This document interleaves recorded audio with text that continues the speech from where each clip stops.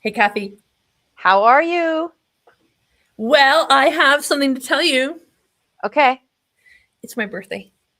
Get out.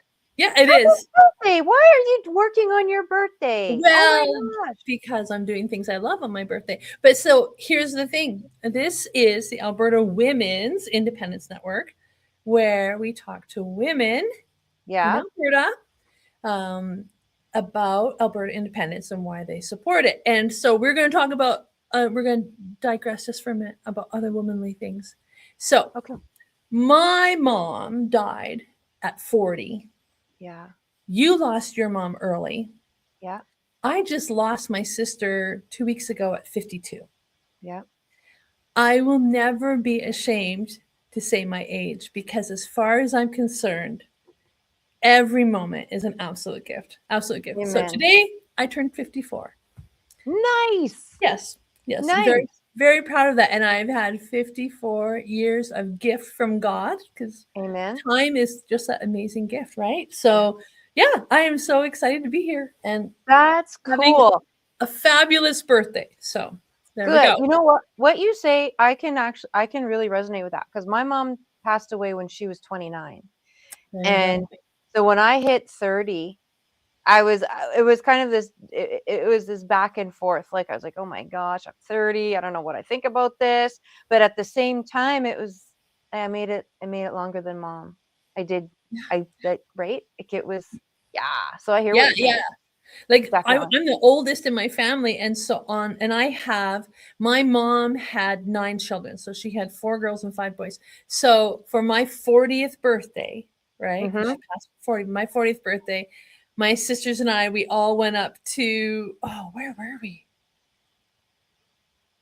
Just outside of Banff. Anyways, had a fabulous time together, just Yeah, celebrating celebrating that fact, and just being glad that there is life beyond 40 for us. There's life beyond absolutely. 30 for you. So, Yeah. yeah. 50 is it. I'm 52 now, and this is the decade. This is like, I'm loving it. Oh, yeah. I'm Yeah. loving it. It is awesome. Well, I hope that for your birthday, you get a new hot water tank Oh, so you can. yes, we need a new hot water tank. My poor husband. If you hear banging in the background, it's my poor husband trying to fix the plumbing. So, Yeah. Yeah, we've got our first world problems going on today. yep, yep. Yeah. We're good. We're good Yeah. though. Well, and you Yeah. know what? Let's okay, so let's just mention that we are doing this in conjunction with the Alberta Nation Directory. So Mm-hmm. albertanation.com, if you want to know anything about anything to do with Alberta independence, who's who, recent articles that have come out, what else? Videos, signing events, everything. The one woman show behind the Alberta Nation Directory is just working her butt off to make sure that everything is updated. So Yeah. if you want to know where anything is, that's where you go. And we are lucky to be doing this in conjunction with her. So Absolutely. visit that. And we have some fun guests today. I'm excited. I'm always excited because I love talking to ladies across the province to see, who are you? What makes you tick? What's going on in your world? How come you're here? Why independence? Because we hear this all the time, like, where are the women? Where are the women? So we're like, okay, we'll show you where they are. We know we're here. We're gonna now show you. Then the other thing we hear is, where are the youth? Where are the youth? Mhm. Always, where are the youth? And I can tell you, I have been to so many signing events, and they're there. They're there, and it has not mattered what part of the province I'm in. I've been all the way from the north to the south, to the east to the west, and they're there. We Yeah. just don't always see people online, and it's been outstanding. It's been young couples. Two of my favorite moments, if I can just share, Fox Creek. Fox Creek, of all places, this truckload of work boys come in. They're younger than my sons, and my youngest is turning 30 this year, right? Younger than my boys, come in filthy from head to toe, work boots on, opening the door for me, and like just being gentlemen. Like, mama and papa did a great job, right? Coming in and signing that petition. I'm like, yep, that's cool. And I wanted to take a picture of them, but I think they'd be looking at this old woman like, no, I don't think so. That's not gonna happen. So I didn't ask them, even though I wanted to. And then in Calgary was another blessing. I'm sitting there waiting to take signatures in Calgary, and all of a sudden I'm in the back. Like they had rows of us there, right? There was 150 of volunteers Oh, right. taking, yeah, like lots of us there. And so I'm way in the back. It's like being in school all over again. And so that's fine. But then all of a sudden, this wave of cheering from the front rows all the way to the back coming, we're all looking like, who just walked in, thinking maybe it was Mitch or, somebody like that we would be cheering. No, it was this young family, and dad had the big flag on his shoulder that he's carrying. Mom's got a little one, and then there's 3 or 4 littles. I couldn't see completely, but there was at least 3, perhaps 4 littles, 2 of them in a wagon, all with their little flags, little Alberta flags coming so mom and dad could sign the petition. I'm bawling. I'm like, that's it. No doubt. I'm a mess. It was beautiful. Just beautiful. And this is why we're doing this. Right? Yeah. Exactly. And that's what we keep telling people. When you're going, if you choose to go and participate in this event that we're not allowed to advertise now, but we can just talk about it. If you choose to go participate in this event going on across the province, bring the family. Yes. Because this is a historic moment, and these little kids need to know and remember that my mommy and daddy did this, my grandma did this, my auntie and uncle did this, that like make it an event. Make it an event. It's a big deal. And how many people understand that when they come and you just see the looks on their faces that I just did this. I just contributed. Absolutely. Oh, we had so much fun, right? And then we're going through the questions and, are you a Canadian citizen? And they say, yep. And I go, for now. And they go, got it, right? Anyway, I could brag all day about all the things going on, but that's not why we're here. We're here to listen to other people brag. And back to where are the youth? You connected with 2 like outstanding powerhouses that are part of this movement. And tell us what you know about them before we bring them on. Honestly, I don't know a lot. I saw these cute girls on X, and I went and looked at some of their videos, and I'm like, okay, they are solid. They know what they're talking about. Yeah. And I want to know how they got here. So let's bring on Madison and MayCee Holmes. Hi. Hey, ladies. Hi. This is the family you're alluding to. Yeah, we take a photo of them. Oh. We're gonna make you bigger. I want to be able to see that. Hang on one second. We actually took a photo of them. Yeah. Yeah, I sent. So how many kids were there? How many little 1, ones? 2, 3, 4 that look under the age of 8. Yeah. Aww. And then 1, 2. Oh wait, I forgot she's holding a baby, so that's 5. And then there's another 4 that look about mid. So 9 kids. Yeah, 9 kids. Wow. Just 9 kids. Awesome. Yep. Wow. Incredible. That was beautiful. So you were sent, this family? Are they your family? No. We're close. We're at 7, not 9 or 10. Okay. I went to go take a photo of them because we were doing merch at that rally, the Big Road, Big House, Big Four. Thank you. And then so we were doing merch, and then my kind of like boss was like, "Hey, go hand out I guess buttons to people." And so then I saw this family, and I gave all of them buttons. I was like, "Can I just like take a photo of you? Because that's like you're amazing." Yeah.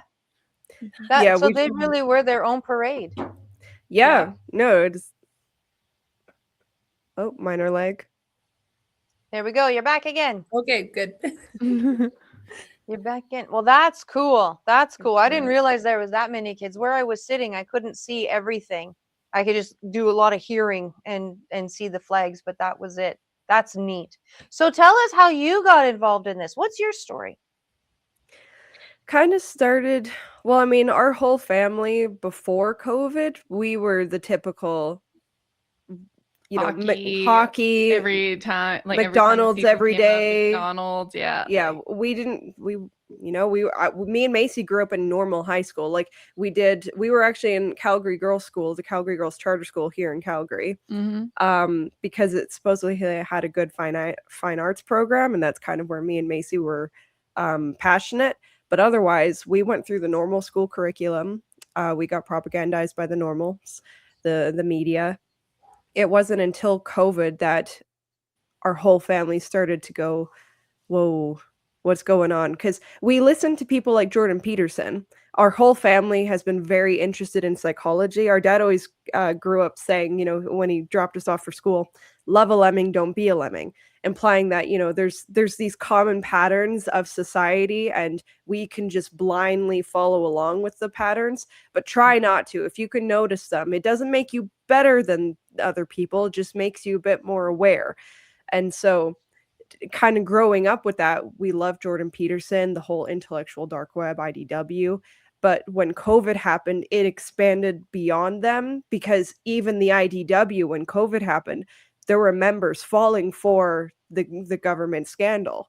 And so it was that really transformed my family's whole perception on what do we have to pay attention to. And so we had to put down things like hockey, because trying to catch up on all of the history and our own even Canada history, we knew nothing. We didn't even we voted once every 4 years and thought we were doing our duty. That was basically our family. Yeah. So we didn't necessarily subscribe to any narratives on either side, though. So we were kind of those people in the middle where we're just living our lives, not really paying attention to anything. Yeah. And then, as Maddie said, once every 4 years we'd vote. But then I think once we got into the intellectual dark web and even things like Brett and Heather Weinstein, when they were talking about the vaccines, that started to, I don't know if I'm lagging or not.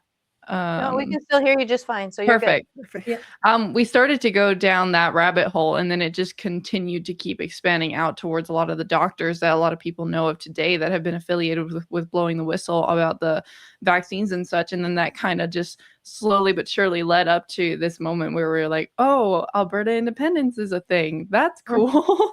Yeah, it was the APP did a little town hall at Ranchman's, I think it was. And we had originally gotten involved, and this is the funny thing, because the APP movement, or the independence movement, it's nonpartisan, because it's to benefit all parties. Yeah, and a nurse from a rigger, your priorities can be fulfilled. You will have more money in your pocket to invest in whatever it is that calls your little heart after independence. But we got involved via the UCP. We heard that there was this thing called an AGM, and then you could have a voice. And so it was going to events like that said you could have politically more of a say.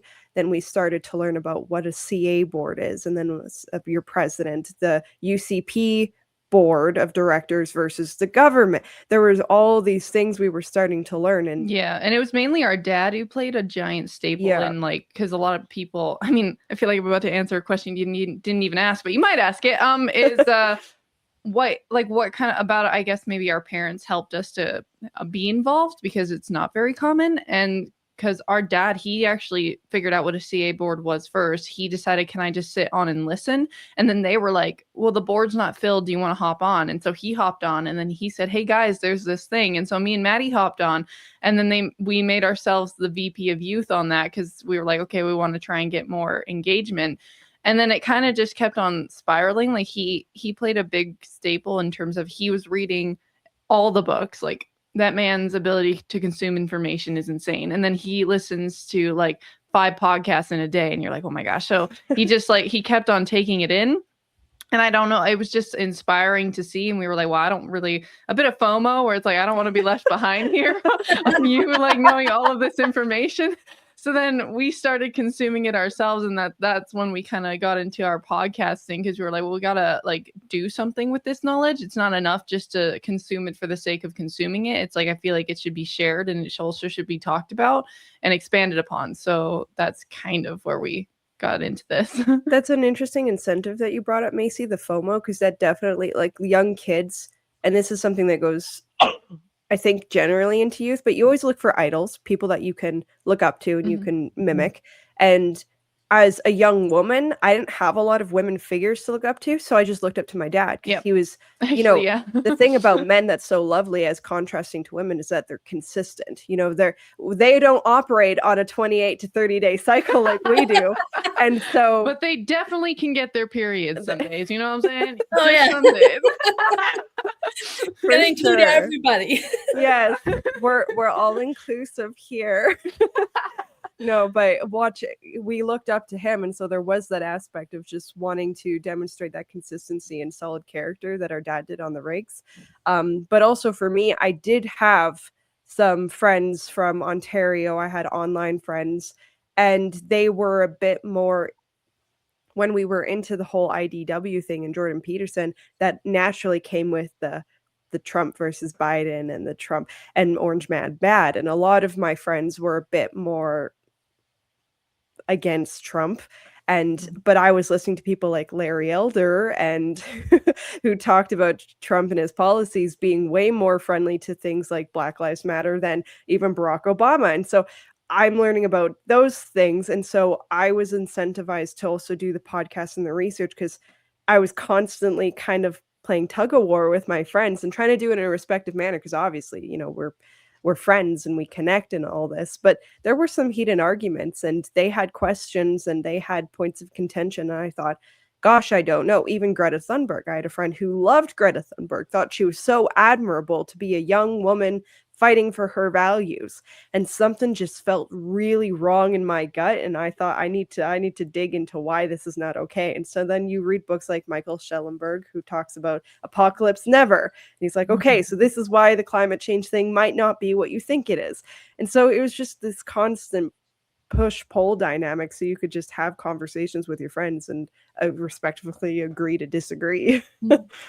Oh, I love that. And I love, like, as you guys are talking, it all comes down to a willingness to learn.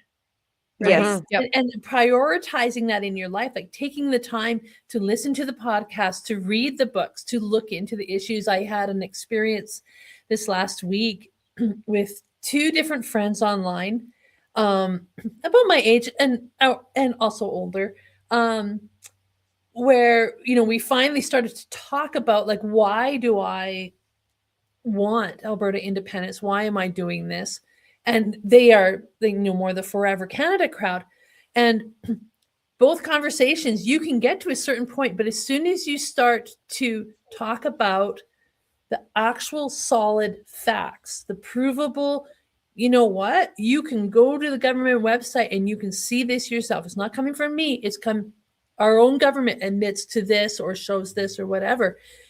They shut it down immediately and immediately switch to the emotional side of, I've always been a Canadian. I will be a Canadian forever. I don't want to discuss that. And I find that so disheartening. For one, they are cheating themselves of the opportunity to learn.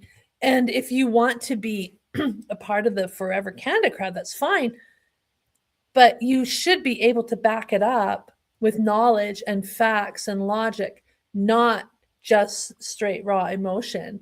And so when I hear you guys talking about, excuse me, this process that you have taken in learning and opening up your minds and your family and your father, that is so encouraging. I just love it. Well, one, happy birthday. Yeah, I was going to say that. Yeah. And two, it actually reminds me a little bit of, I listened to the interview that you guys did with Nicole.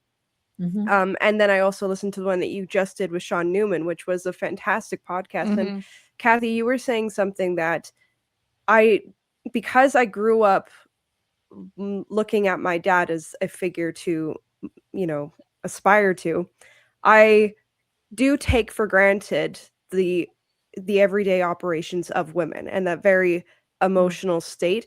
And even to just paint the dichotomy of the, you know, the facts versus the emotions, I feel like that is something that the powers that ought not be have done on purpose to paint, because the conservatives now are painted as the factual objective party, and then NDP or liberals, they are the emotional frenzies. And I think that is a terrible way to paint that divide initially.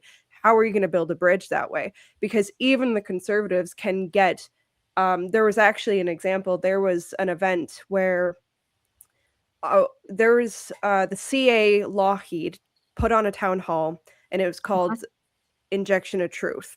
And it was on all of the vaccines, and a bunch of doctors came in to talk about them, or I should say the gene therapies. And afterwards, all the doctors went to the university because Timothy Caulfield, I think is his name, he is in the universities, and he's an expert on misinformation, according to him. We just won't look at it as the pocketbooks and who pays them, but aside from that.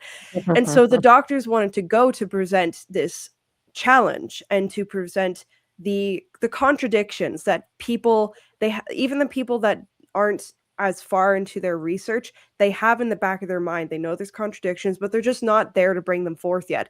And the doctors wanted to do this in the most respectful manner that they could, because there were genuine fans of Timothy there.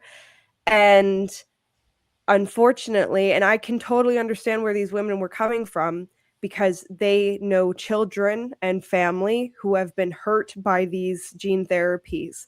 So they are feeling indignant, and they are completely justified so. But because they know they're justified, they attacked him in the middle of the presentation verbally. And that turned any potential about the rest of the room listening to the doctors and getting the contradictions, it was gone, because you just brought up this big fire in the room, and then the wall was built. And so that dichotomy of and you, Kathy, on the Sean Newman podcast, we're talking about some of the concerns that women initially have, what immediately affects my children, my grandchildren, and that's painting that picture. I was like, oh, okay, so that makes sense for your guys' approach to connect with women more, because that would be the main concern. And I think that's also a flaw of, even me and MayCee, partly why we may not connect with the middle ground as at our age as much, is because we've we spend so much time doing the research so we can answer the questions when they arise. But a lot of people take time for granted, and I guess when you're always filling it, as me and my whole family do, and you guys as well, when you got your hands in so many pies, the people in the middle ground, they're not filling their time with every little event going on. They have time to breathe and just think about whatever personal, like Kathy, you said in the intro, the first world problems, all of those little mountains, to them, they're big mountains, and it's their first world problems, because they don't spend their time looking at everybody else's problems and the world problems and what's going on in the United States or in Venezuela. And so that's something that we too have to constantly keep in mind, so we can meet that connection on their personal basis, because that's what they're thinking of. Their time isn't filled like ours. And so we have to, funnily enough, take the time to be in their time. That way we can actually make the connection and build the bridge and fill the gap where clearly they haven't yet made the effort. Madison, that is beautifully said. That is beautifully said. And there's nothing to add to that.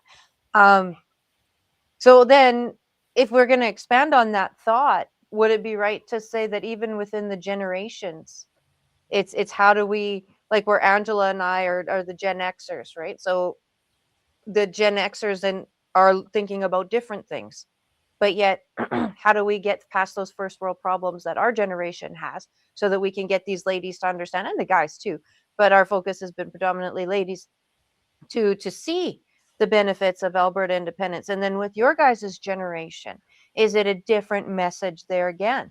Because there's different thoughts, there's different concerns, right?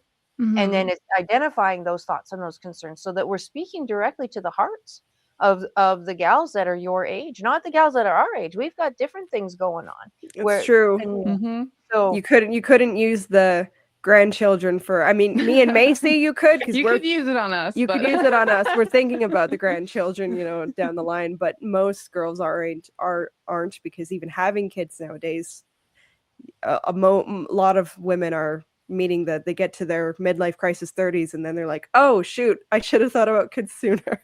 Well, actually, we have a friend that joined the movement, and she was a volunteer on the Okotoks leader board of the Okotoks branch for APP. And then we met her, and she was working the merch table. And I was like, whoa, you're young and you're a girl. What are you doing here? And then she said that her story was actually, she was far more leftist liberal type and like not really paying attention to anything except for just, oh, I don't know, I like Trudeau because he has nice hair. Like it was just very shallow thinking. And then she said that when she got with her now fiance, his family was rural, a big family, conservative, and he started just to, you know, pluck away at her zeitgeist.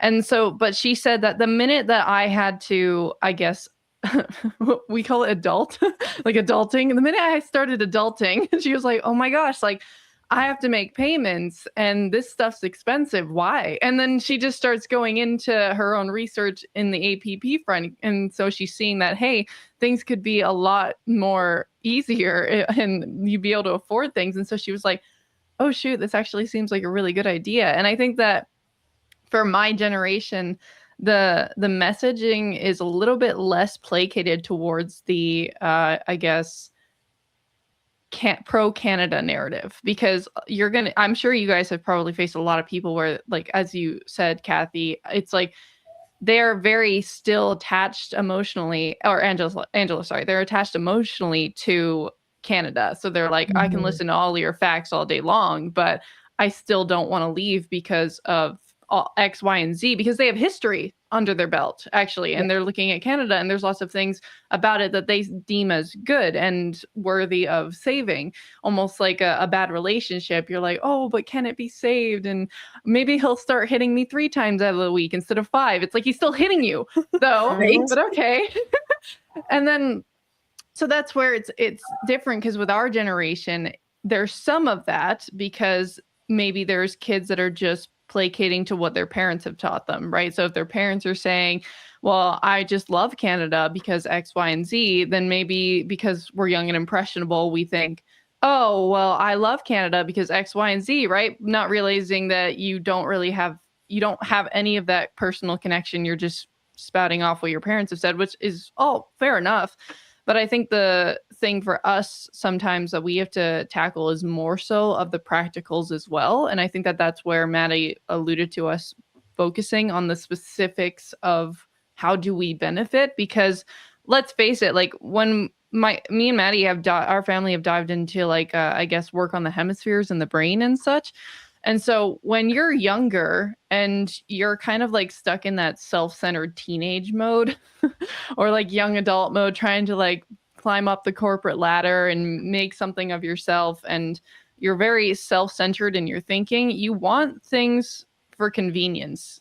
A lot of a lot of things that are tailored to my generation would be convenience. And so that's why we try and paint it as a convenient picture, because it really is. It's like in these hypotheticals of what an independent Alberta could look like, I don't know who would say no to that. Like out of all, it's nothing but a good deal all the way through. In terms of any sort of logistics of I guess what men might think about, which is how do we protect ourselves? That's also something that me and Maddie have kind of deep dived into as well, because that's where in your podcast, on the Sean Newman podcast, listening to you guys, it was like some men get that ego or that aggressive, because I think a part of them is they know that to some degree they play a protector role and they play the role of a provider, whereas women on the other hand are a bit more of the nurturer. And so we're less so concerned about, like, we'll protect, mama bear will kick in, right? But everything else leading up to that is not us in mama bear mode, like, right? And so I think that for men, why that will come up is because they're thinking about, well, have we considered, the US trying to, if we're too dependent on the US, and then have we considered of what, like, who's going to be trying to like take our oil if we become independent, and all of these, like, these are very logistical, like geopolitical type of questions to be asking, and they're good questions. And that's where I think personally, even I struggle in the messaging, because people who are saying, well, I'm very drawn to Canada, and they have that connection with Canada, it's like, part of me wants to say, no one's saying that they want to see Canada fail when we just say that we want to leave. No one's saying that. It's almost like this is the problem. It's like a beauty and a curse when it comes to the idea of patriotism, because it's like the patriotism is the people. And so we're not saying that we hate the rest of Canadian people. Absolutely not. But it's more so like whatever we call ourselves, we're going to call ourselves Albertan, but how we want to function and how we want to behave and be as people is not the way that we are going about it, because it's not going towards what we care about. It's not that we don't care about Canada. It's that we're struggling so much to take care of ourselves that we can't take care of you. And so if we can kind of lift ourselves up, rising tides float all ships, then it doesn't matter what we call ourselves. I can still look at the rest of Canada, if we should leave in this hypothetical, and say, okay, like with any other country, you can make deals, you can have friendships, and look at them and say, you're still my brethren, regardless of what we've called ourselves. What can we do to help you, since it looks like us leaving actually has been helping us and has given us enough to actually say, I want to take care of you. And if staying in Canada was a better idea and they decide, okay, well, you just go over there and you stay in it, fine. Then if anything, it'd be like, I'd be happy for you to prove me wrong. I don't think you will, but I'd be happy for it. And if you did, then it's as simple as you look at us. It's like when two people divorce, they're not obligated to hate each other. I don't know why that's like the concept, but you are not obligated to hate each other. If anything, two divorced parents that can figure out how to make it work as like for the common goal of human prosperity, or aka the child, like that child's prosperity, then you already are like miles ahead. And so that's the same thing. I would be like, all human beings at the basic fundamental level all just want human prosperity in whatever generous interpretation of what that means and what that looks like. We just aren't agreeing right now of what that looks like for Alberta and for Canada. But it doesn't mean that we want to not, it doesn't mean that when we are in the weeds of us trying to figure out what it looks like, we can't help each other and learn from each other in that process. That is such a good point. And that's kind of the conclusion that I came to with, as I was telling you about my interaction with my two friends earlier this week, is that, and we can apply this to our fellow Albertans, those who are for Alberta independence, those who are against it, as well as to the rest of Canada, like you have mentioned here, MayCee, that you've brought up and pointed out so beautifully, is that we are neighbors now. We are going to be neighbors after this. Yes. And we are going to need to figure this out. And no matter which way this goes, let's say that we do get a clear referendum, and that Alberta does separate from Canada and becomes independent. There are going to be people living within Alberta who are going to be very upset with that. And there are going to be people living in the rest of Canada who are going to be very upset with that. Or let's go the other way around. If we are not successful in this, same thing. There are going to be Albertans who are not happy about this. But the fact remains, we will still be neighbors. And we have to somehow figure that out. And I'm convinced, as I know Kathy is, and as it sounds like you guys might be, that it's really respectful dialogue and being able to have that conversation, that back and forth, that one is going to help us understand where the other side is coming from. And two, it may also be informative to both sides. That maybe there are things like I am perfectly open, and I wish more of my friends who were not for Alberta independence would be willing and courageous enough to have this conversation with me, because I don't think I'm mean.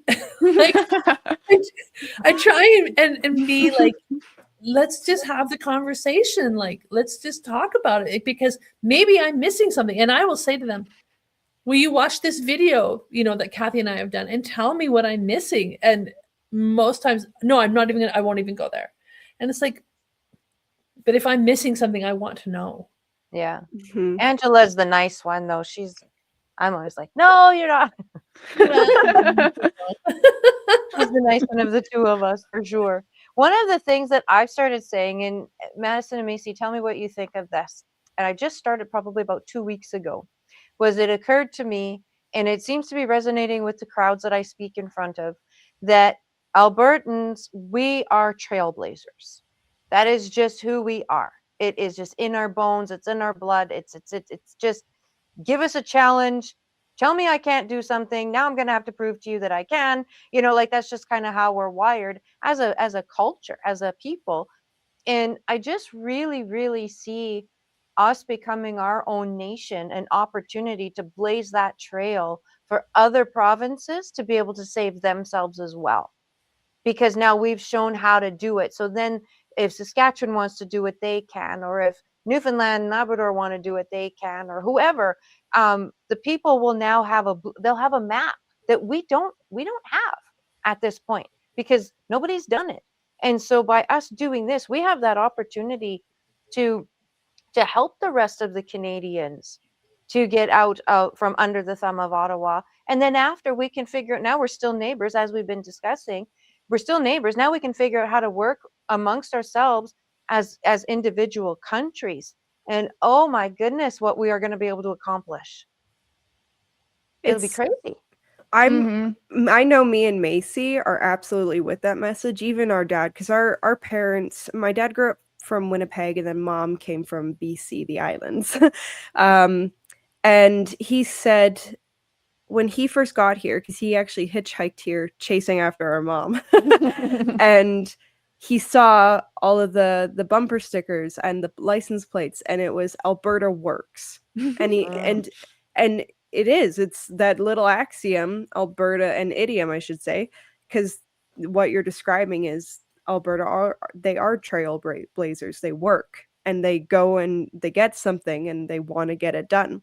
And that's something that me and MayCee see, because we grew up talking to our parents, and our parents gave us their context, and then we can look around at other Albertans, and we talk a lot about with the older generation. So, but honestly, for our generation, I don't know if it's when you're so focused, as MayCee alluded to, and this is why the brain is so important to understand, especially I know I didn't at a allude young on age. that. Maddie, you can now, the left hemisphere. Oh, I mentioned, Yeah. I'm like, hey, thinking back, I didn't actually get to the specifics of what I meant by that.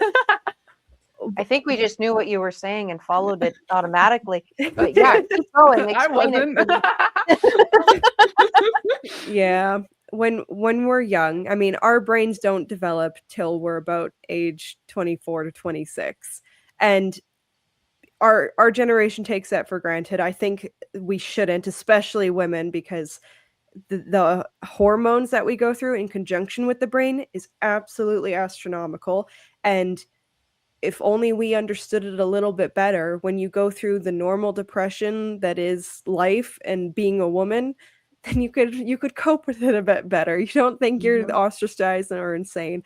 But when you are that young and your frontal lobe is developing, meaning the literal part of your brain in charge of making decisions is not yet done yet. And so making decisions is not only difficult, but you are more apt to make the wrong one because it's just where your brain is at.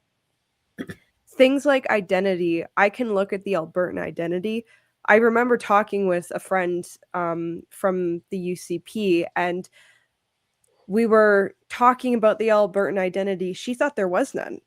Alberta, they're not like Quebec, she said. Quebec has an identity, they have the cultural, they've been fighting the British for God knows how long. They have their language and culture. They got a way of life. Albertans, they don't. Rednecks and cowboys, nah. And I entirely disagreed because, Kathy, what you said, I've looked around and I've seen the way of life of Albertans, and they're very entrepreneurial, and they want to get stuff done. And you kind of have to, too, when you got oil rigs and resources in your backyard.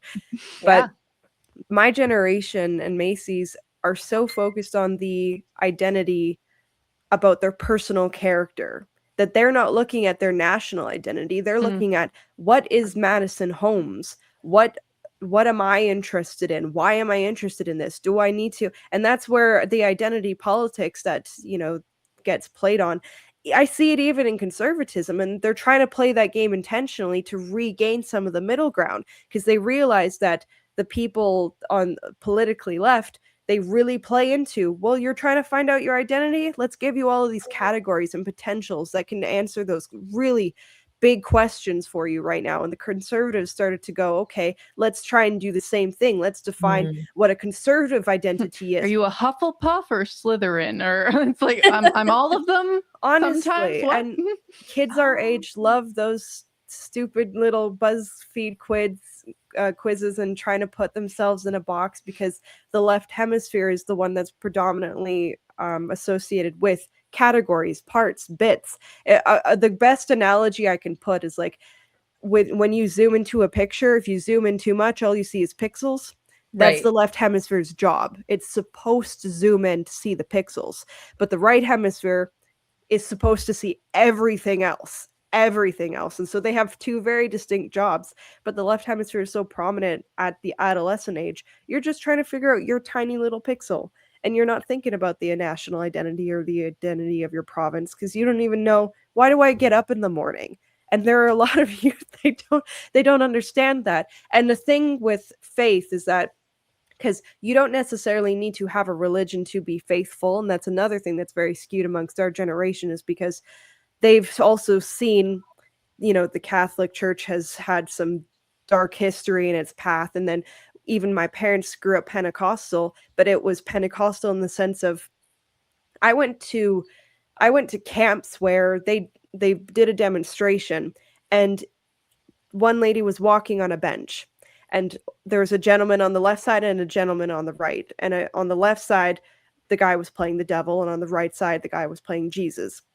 And so they had a girl walking down the middle, and they were both trying to coax her. Come to my side, it's better. No, he's lying. Come over here. And she said, I think I just kind of want to walk on my bench and keep going for now, if you don't mind. And then the devil guy pulled her down. And so I grew up, and a lot of watching the religious messaging saying that if you don't pick this way of religion, if you don't follow the Bible this way, if you don't follow the Quran this way, the Torah, whatever it is, then you are immediately damned. And so even the idea of faith, I think, has been completely lost, because people associate faith with dogma, especially my generation. Yep. And that's why they want to be atheists. They don't want to pick now, because they've seen the way that religion has been manipulated, to be frank. And so now I think our generation has also lost the idea of faith, because I never had an answer. Why do I get up in the morning? Because I have to. Like, I just knew that it would work out. I have to keep going. And then I had family. Even if, me and MayCee were fighting, I knew eventually it would work out. And that is faith. That's just trusting the process and trusting the love that I'm surrounded with, and trusting that eventually my brain will develop and figure out whatever the hell it's doing, and my bodily hormones. But I don't think kids even think about that now. The immediate lack of faith and all the foreboding that happens from the dark cloud of not being able to pay the bills, and then having the fight with the family, and then one fight with your boyfriend or your sister, and you can't see the light at the end of the tunnel. You can't see. It's just this dark, I don't know what's coming next. And I think getting a faithfulness, not just within humanity, but to re-find it within yourself, that you will get through it. Otherwise, how do you look at Alberta or Canada and think that something good is going to happen if you can't even hold faith with your own demonstration in your own body? You're like, I don't have faith that I'm going to figure it out. I don't have faith that I can pick up this really heavy weight, That is such a good point. And Wow. as Kathy has pointed out so many times, is that there is a level of faith or hope that is part of this movement. There has to be, because we're trailblazing. We don't know what's on the other side of this, right? And it's taking that one step at a time. Like, what is our focus right now? Our focus right now is the petition. And then our focus would be something else. And then our focus would be something else. But we often can't see 2 or 3 steps ahead, because we're still trailblazing this first one. And I think that, Madison, you have described that beautifully, especially for your generation, that this is what you're dealing with. And you guys are so bombarded. I mean, when Kathy and I talk about our childhood, it was simplicity. There was so much simplicity. We did not have the internet. It was Saturday morning cartoons and your cold cereal. I mean, that was the highlight of the week, right? That's the truth. It was being booted out of the house, during your summer holidays. You get booted out after breakfast. Don't just come make back. sure you're home for dinner. Exactly. Or when the street lights come on, type of thing, right? It was just a much simpler, less complicated existence than what your generation has. And so I will say, I am just so heartened to hear the two of you speak with intelligence, with intention, with thoughtfulness, Like, you have clearly been able to step away from the traps of your generation. Not anything against your generation, just the society that you are forced to grow up in, with the bombardment of information and the electronic and the digital and all that. It's very, very different challenges than what Kathy and I had. Well, that's such a good point, because I think until this conversation, that I maybe didn't quite appreciate all the bombardment that your generation has, right? Like this overload of information that we just didn't. Like if it wasn't happening on your street, you didn't know about it, or in your community, you didn't know about it. And so I think I'm beginning to understand why maybe this younger generation, and you explained it beautifully, how the brain works, and then you throw in the hormones, whether it's male hormones or female or a lack of either, right? Like it then it right, it complicates it even more, and then confused minds can't make a decision, so they just shut down. They just shut down, and you described that perfectly, and I thank you, because I didn't put it together until just now. That really opened up a lot of thinking for me to do now over the rest of the day, because I mean, well, we've got family members that are, anywhere from 16 to 30 something, and some days I'm like, where did you learn this from? Like, what do you mean? And then I sound like, the old people when I was your age, and oh, it didn't work with me, it's not going to work now. But now now I get a better understanding of where your thoughts are coming from, to be able to just sit back and go, okay, how do I formulate my words and my messaging to help the generation see what Angela and I have the benefit of seeing, because we're older and we've got that hindsight, right? Hindsight's lovely. But yeah, how do we make sure you guys don't have to hurt? Because we don't want you to, right? We see what's coming. We see what's already happened. We see what's coming. And the mama bear in both of us, and the grandmama bear, which takes it to a whole new level, in both of us, just wants to take all you young ones and bring you in and cover you and say, no, we don't want this to happen to you. But that's not right either. We've got to let you blaze your own trail in this journey, so that we get there together. And you ladies, boy, you articulated it magnificently, just magnificently. Thank you. I think there needs to be like more long-term thinking for our generation, because what Maddie was alerting to and what you guys are finding, even as like listening to you kind of like reflect on our generation, is very funny. And so it's just, we have a lot of just short-termness that we pay attention to, because as we were saying, it's the same thing that we realized even with the COVID crisis, that taught us a large lesson about a lot of different scenarios in life. And this bombardment concept is the fact that when you're constantly facing that bombardment, whether it's fear or just uncertainties, then your left hemisphere, as Maddie was alluding to, it's the categorization hemisphere, but it's also the one that needs answers and it needs certainty. And it's the part of the brain that has to make the decision, but it needs stasis, because in order for me to even articulate what I'm saying, I have to have something. I'm not holding everything and I'm not holding nothing. I'm holding something, and then I get specific and I start talking, right? And so with the right hemisphere, though, and as Maddie was alluding to, it comes out and it expands. And so I think that when we need, like, what we need to do is focus on the fact that when we're getting so much bombardment and so much stimulus and so much uncertainty, we are apt to make, I guess, rash decisions with a very little amount of information and think that we've come to the conclusion. And I think that that's where I think any generation can get stuck with this personally, but I think that that's where our generation can get stuck for the most part, because the problem that I'm seeing is I have friends that me and Maddie are involved on a level that not a lot of them are. And it's very isolating in some sense, because you're having a conversation about something that in my brain, I'm like, this is big picture thinking. This is going beyond your little small world. But to them, their little small world is important though. They're like, why? I just want to talk about, I don't know, how my dinner went last night with my family or my boyfriend or whatever the heck. Or I want to talk about my experience in school or just, I don't know, anything like that. And I'm like, that's fine.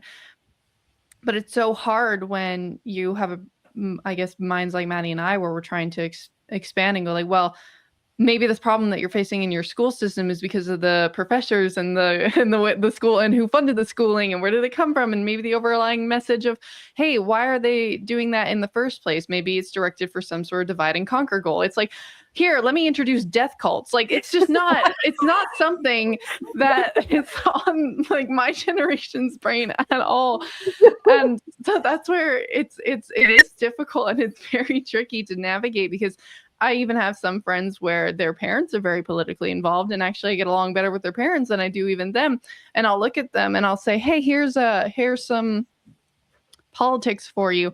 And when people say politics, they think, oh, well, it's so corrupt, and they get really disheartened. So they want, that kind of automatically makes them want to ignore it, because they're like, it's so dirty, I just don't want to really touch it with a 10-foot pole. And like, fair enough. But Maddie and I always say that's like, you can choose to ignore politics, but politics will not ignore you. You are downstream of all the consequences that politics has on your life. Because when we talk about politics, we really need to now start defining terms of what the heck we're talking about. And we're talking about a great many of things, from like down to economics to just social behavior. It's like, that's all politics. All of that can be encompassed into one big bubble. And so it's tricky, because even the ones whose parents are involved, they're like, they agree with their parents actually on lots of things, but they're still not lifting a finger to get involved and do something. And that's because sometimes I've even heard that it's like, oh, politics is like most of my day, I just don't really want to do it, I kind of want to just focus on my own thing. And then that's where, again, like, we lose a lot of the big picture thinking of how is it that what I'm thinking, because I think this is the innate responsibility that I think actually got me and Maddie to think more deeply and more forwardly, is if I treat my own thoughts and my own ideas as part of building this culture that we're in, as part of building the society that we are living in, I take full responsibility for the fact that we have failed, or I take full responsibility for the fact that we have succeeded. So it's like, I know that even at right now, as I'm talking to you guys, it's playing a role into the bigger picture of what ends up becoming Alberta, but also what ends up coming myself, MayCee Holmes. And so, and Kathy and Angela and Madison. So, and everybody watching. So it's like, that's the thing where there's just not a lot of responsibility that's being taken upon the shoulders of my generation to, like, you can have as many nice little antidotes of how to live your life, and they're all over the social media of like, here's the tiny, it's all mentalities though, and it's not physical realities. It's like, okay, great, you know, you have this cute little slogan in your head, but you have no idea how to actually apply it and actually think, okay, what could I change today in my existence that would be beneficial? And then there are some who get influenced by said influencers, and then they decide to, I don't know, eat healthier, exercise, all that fun jazz, right? But they don't take it a step further and then kind of think, well, I'm healthy and I'm good, so no problem there. It's like, well, the knowledge that you learned, you could teach it to somebody else to make them a little bit better, right? And then you could be looking at your meal and going like, man, this is really expensive. I wonder why. It's like just a tiny, tiny, tiny step. It's like incremental progress and thinking, essentially. It's like, why are things the way that they are? And why are there difficulties in general? And if anything, that's something that my generation, especially with like even the transgender movement that came forward and all of that, it's like, that's something that we do well. And I actually think if we were placating to it correctly, we would see some fruit come of it. It's almost like a hidden blessing that you didn't in disguise, because what I think we found, and with the sort of rebelliousness that you guys are talking about, with, I guess, the younger generation that can kind of look at older people and kind of go like, oh, you're not listening to what I have to say. You're just you're basically dogmatic and ideologically possessed, like, and then slough you off. And then, as Kathy, you were saying, it's like, then great, now I sound like the old person that I thought of when I was younger, right? And that's a generational thing, doesn't matter what kind. But I think that the thing is that when we my generation has that ability to start getting nitpicky and start going like, well, I saw this thing online. We get stuck in theoreticals more than experience. And don't get me wrong, theoreticals are important, because to us, at least in my own experience, when I've gotten caught in my own theoreticals without really living the experience yet of like proving it, a part of me goes like, well, I first need to build a roadmap, and then I'm going to trailblaze, right? So I'm a bit more like, I'd like to build the roadmap, take a look and see. And so that's my theoretical. And so it's me saying, if I do this, I think it will produce this result, and I want to see. And the problem sometimes that I hit a wall against, and I've even hit it in my own family with my parents, is they'll be like, well, you just don't have the experience, and you're not keeping in context that this, and this could happen, right? Because it happened to them. And then that's when we look at them and go like, well, am I obligated to live exactly the circumstances that you have lived in order for me to learn the lesson? Or can you accept the fact that I'm that person, like Maddie's describing, standing in the middle, and I'm making my experience real time right now the same as you are, and I have a choice in that. And so it's just a living, breathing process. And then that's the thing that I think those generations or any person has to navigate, is how do I try and figure out how to build my experience, not just not just on my theoreticals, also on my experience as well. And that's where I'd say, like, I wish my generation would look at the older generation a bit more and go like, okay, hold on. I need to listen to them the exact same way I'm praying and hoping they'll listen to me. It's like that's what we have to do with each other. Because going back to that label thing that I was mentioning in the beginning, it's like it doesn't matter what we call ourselves. It's like what Angela's saying, we're neighbors regardless. Well, we are family regardless. Like, we're human beings. So if anything, I always kind of go like, if there's one thing that we can count on, is we have each other. Like no matter where you go, there people are, right? So we have and that like it or in not. common, whether you like it or not, right? Yeah. So we have to figure out how to navigate that. And then I guess, I mean, like, I don't want to like off trail too much about that, but I guess we're gonna, trailblaze some more. It was something that's been on my mind for this independence thing specifically, to kind of tie back into that, is with the idea of like, I like what you guys were saying, where sometimes it's a bit of like one step at a time. And so even with this referendum, right, that's where we're going towards first. And then hopefully that will go towards negotiations. Some people are voting for that referendum specifically for the negotiations, not necessarily because they want to leave Canada. Like, actually, not because they want to become an independent nation. They're actually just using it as a point of leverage to the Canadian government, and saying, okay, I signed this thing, so you better put a better deal on the table, or else. They're kind of wishy-washy on that, or else. They still are like, please put down a better deal. And a part of me, like, I kind of wanted to speak to that, because like, again, this is the hard part of like, and you guys know this, of doing the research, is like, I'm more concerned about the powers that be, and I would specifically allude to like the British Empire, for example, because they've had a longer history of, I guess, screwing us over, and screwing over a lot of different countries with like neocolonialism. I'm more concerned of, if we decide that, okay, it's just because we want a better deal, and let's say that we get the better deal. Let's say they do give us something like the pipeline, or they do give us more of a say over our immigration, something a bit more akin to what Quebec has. And let's say hypothetically, in this beautiful hypothetical, they give us that. And then we're like, okay, there's another point in time where the federal government, Ottawa, is like, okay, we want to introduce something that you're not going to like at all. And then we have to play this game again, where we have to get all of these people. And like, it's almost like I feel like it's asking a lot for people to have to keep playing that game, instead of just us having our own sovereignty and go like, well, why can't we just make the decisions we want to make? You know what I mean? And so I feel like that's where, when I'm trying to answer that question, it's I have to deviate a little less so from even the bigger picture of the factual sometimes, because for me, I'm like, the idea of potentially like technocracy and Alberta being the central hub for AI data centers is actually still on the back of our brains, I think. Yep. And so that's one of those things where, even if we were staying, let's say we get the better deal, we stay in Canada, and actually things are going peachy because we, showed this show of force and this threat, it's like, I don't know who benefits from this better deal still. On the face value, it looks like Albertans are getting a pipeline. Albertans are getting what it is that they want. They get to control their immigration. If we get to control our immigration,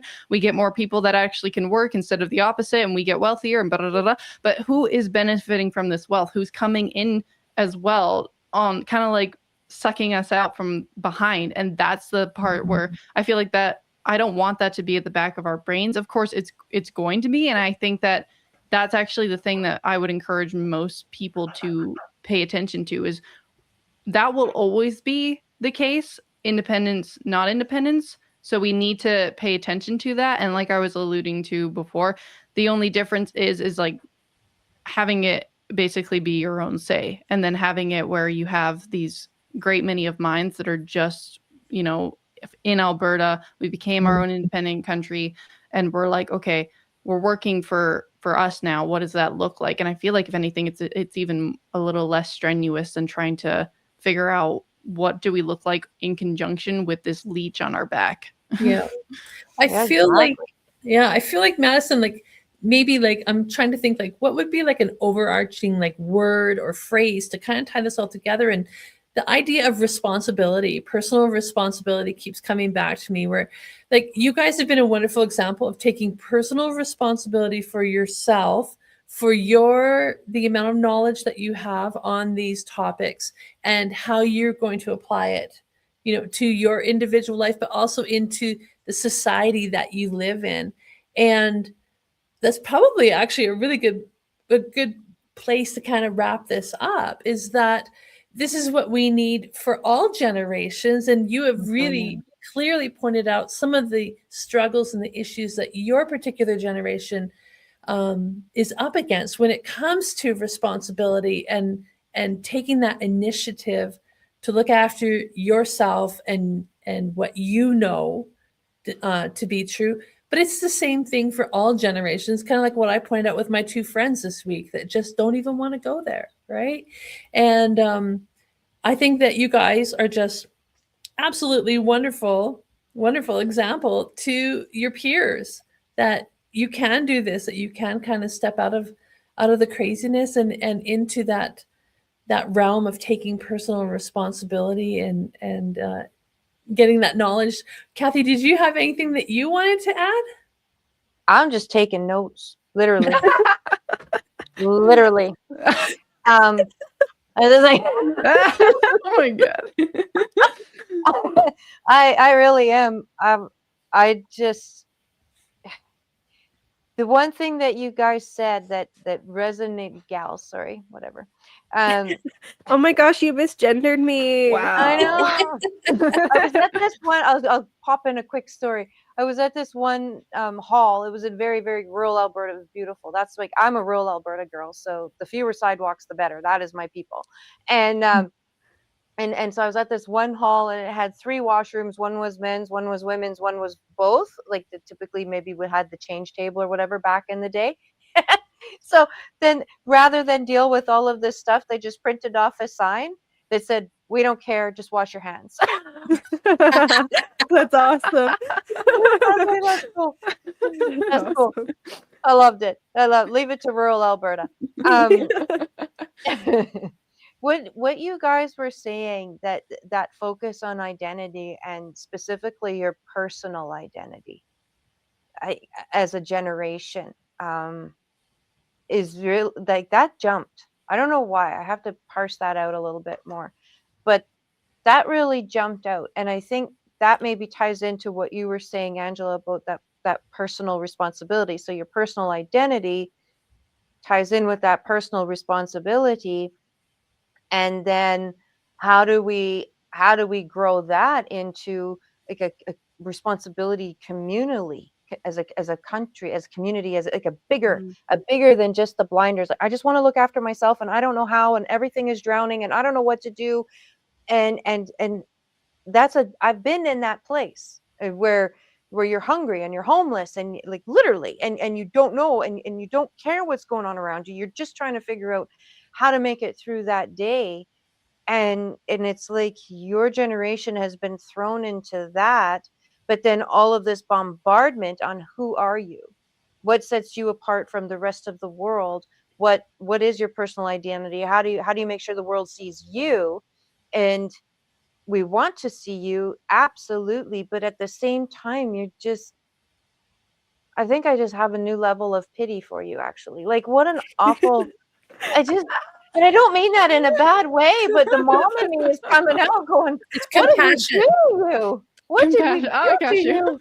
you? Like, oh yeah, like what a challenge to try and figure out who you've been told that you can be whoever you want to be, but no, you can't, because the world's not going to let you, but strive to be it anyways, and just rebel against the world. But at the same time, you've got to live in the world, and then you've got your brain trying to also figure all of this out while it's still developing. And and I think those of us that have, we went through all of that, obviously we went through all of those stages, but the world just was so different at that time that we're going to have to sit back. Angela and I love to focus on, like, how do we get this message across in a way that other people will understand? And I really, really want to thank you ladies for teaching us something today to be able to take out, and with the home meetings that we're doing, or the presentations that I'm doing next week. Now I've got some new content, thanks to you, that I can bring to those presentations and to those meetings and to those conversations, to speak to the younger ones that, quite frankly, I've watched them walk out when I'm speaking, and I thought, oh, they must just have something to do. And now I'm like, no, that was me. They walked out because of what I was saying. And so now I just thank you that I have an opportunity to rectify that. So bless you both for that. Really, I mean that. Thank you both for the opportunity. And it's something that actually both of you said at the very beginning of this interview. And it's there have been so many young, especially young men, but just young people generally, where the older generations will say, well, back in my day. And the thing is, so many young people hate that, and this big gap between the generations is starting to form. But it's not even necessarily against Gen X, it's against the system itself, because back in your day, a mailman could sustain his family. Yes. And now today, you need 3 jobs within the whole house minimum to sustain a family. Like, people can't buy brand new cars, let alone a house, and then all of those drives and things. So that disdain, and that's another thing why this independence thing. I mean, simple numbers like getting 1,400 or back in your 14,000 back in savings. It's like, ask a young person, what would you do with $14,000? It's like, whoa, that's an option. It's like they didn't think that was an option. It's like, well, it can be if we get independence. Then we could make your tuition easier. Then we could make your cost of living easier. Just give you more potential. Because right now, young people, like, you guys had all the potential in the world back in the day, because the cost of living, there wasn't so many money printing. There wasn't so many. They're like, I feel like I have no potential. So that's what Alberta Independence to me is. It's potential to grow. Yeah, Maddie's story that she's alluding to, it was a guy on a work site who actually did, like, our brother's friend, and one of the guys said, well, back in my day, it was like, it was easier to be able to afford things and stuff. So I had a family at your age, and and he was kind of going off, and the guy just said, he was like, dude, if you put me back in your time, as hard as I work, I would have made double what you made. Like, he looked like, this young guy looked at this older gentleman, was like, no, I work my ass off, and I know I would have succeeded you back in your day. But I think that the takeaway from this is, then you have a choice to go back to that day. Then you actually do have that choice with Alberta Independence. I feel like now you actually can, your money could go further, and you get more of it. And so now you no longer have to resent the fact that you would have been making double. You could very well make that the reality, I think. Such a good point. That's beautiful. Yeah. Well, Ladies. Thank you so much, ladies. Very much. Thank you. Let me adopt you. This is good. I don't have girls. I only have boys. Aw, sure. So okay. If your mom and dad will share, I would be. We'll make them share. There you go. Well, And you know Let's do what? it I again. would love, like, as Kathy and I are going around the province or whatever, to have you guys join us sometime in one of our meetings or what have you. Ooh, That would that'd be be so good. fun. That That would would Yeah. be be Sure. so amazing. Let's So do we it. will definitely remain in touch and A girls' road trip. Let's do it. absolutely love it. Oh, it'd be so fun. All right. Thank you so much. Thank you guys. Thank Very you. much appreciate it. All right, Kathy. Oh my goodness. Again. Why do you do this to me? You bring on these amazing people and then I just sit here and I'm the talker and I'm just like, I got nothing to say. I just want to take it all in. They're amazing. They are amazing. are. And just like the shining light in the whole thing. And whole so thing. timely, right? Because Yes. I'm doing another tour next week with Jason Levine. Mm-hmm. And I'm not using my PowerPoint presentation like I was before. He's asking me to do something completely different. Same type of message, but something a little bit different. And now this conversation, I think, just shaped what that different could be. Awesome. So I was going to clean the house, but now I guess I get to plan a speech. I love it. That's to be me. Yeah. And happy birthday to you. Thank you. You're Thank you. beautiful. I love you. I'm so glad that you. the Lord had our paths cross Oh my 6 years goodness. ago. Kathy, I'm grateful for that every day. And you know what? The fact that we just get to cross paths with so many amazing Albertans. What a Yeah. blessing. Oh, I love make it. me do this all day long. Okay. I have to. Right? Oh, that's Yeah. so rough. Anyway, Well, we'll figure out who we're bringing on next week. I don't know who that we is will. yet. We will. Cool. And I sure love you too. It's awesome to do this together. We'll do it again. All right. Take care.